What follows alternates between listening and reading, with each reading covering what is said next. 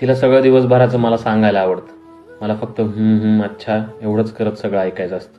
कारण मी काय सुचवलेलं तिला पटत नसतं.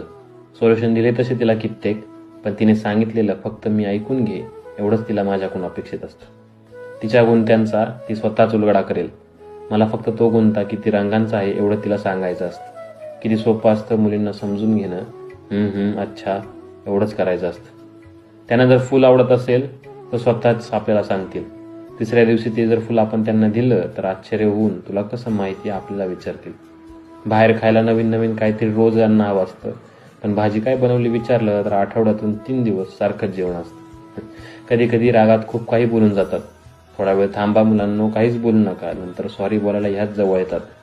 फिरायला यांना लांब लांब जायचं असतं. 4 पावलं चालली की पाय दुखतात, मग यांचे घरी जाऊन झोपावं यांना वाटत असतं. आणि प्रेमात यांना भान काही राहत नाही. सगळ्यांसाठी